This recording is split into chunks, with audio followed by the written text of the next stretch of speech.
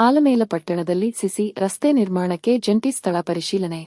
ವಿಜಯಪುರ ಜಿಲ್ಲೆಯ ಆಲಮೇಲ ಪಟ್ಟಣದ ಪ್ರಮುಖ ವೀದಿಗಳಲ್ಲಿ ಸುಸಜ್ಜಿತ ಸಿಮೆಂಟ್ ಕಾಂಕ್ರೀಟ್ ರಸ್ತೆ ನಿರ್ಮಿಸುವ ಉದ್ದೇಶದಿಂದ ಪಟ್ಟಣ ಪಂಚಾಯಿತಿ ಮುಖ್ಯಾಧಿಕಾರಿ ರವಿ ಶಿರಗುಪ್ಪಿ ಮತ್ತು ಲೋಕೋಪಯೋಗಿ ಇಲಾಖೆಯ ಇಂಜಿನಿಯರ್ ಅರುಣಕುಮಾರ ಒಳಗೊಂಡ ತಂಡ ಇಂದು ಜಂಟಿ ಭೇಟಿ ನೀಡಿ ರಸ್ತೆಗಳ ಸ್ಥಿತಿಗತಿಯನ್ನು ಪರಿಶೀಲಿಸಿತು.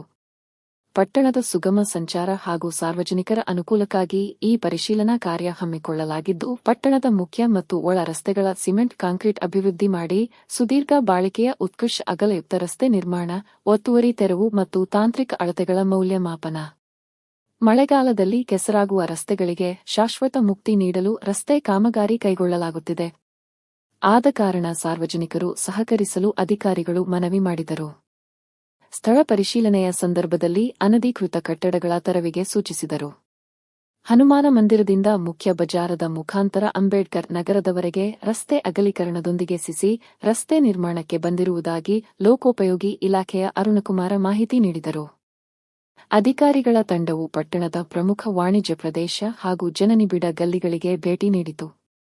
ರಸ್ತೆ ನಿರ್ಮಾಣದ ವೇಳೆ ಕುಡಿಯುವ ನೀರಿನ ಪೈಪ್ಲೈನ್ ಹಾಗೂ ಒಳಚರಂಡಿ ಡ್ರೈನೇಜ್ ವ್ಯವಸ್ಥೆಗೆ ಧಕ್ಕೆಯಾಗದಂತೆ ನೀಲಿ ನಕ್ಷೆ ಸಿದ್ಧಪಡಿಸಲು ಇಂಜಿನಿಯರ್ಗಳಿಗೆ ಸೂಚಿಸಲಾಯಿತು. ಕಾಮಗಾರಿಯನ್ನು ಅತ್ಯಂತ ಗುಣಮಟ್ಟದಿಂದ ಮತ್ತು ನಿಗದಿತ ಅವಧಿಯಲ್ಲಿ ಪೂರ್ಣಗೊಳಿಸಲು ಕ್ರಮ ಕೈಗೊಳ್ಳಲಾಗುವುದು ಎಂದು ಅಧಿಕಾರಿಗಳು ಭರವಸೆ ನೀಡಿದ್ದಾರೆ.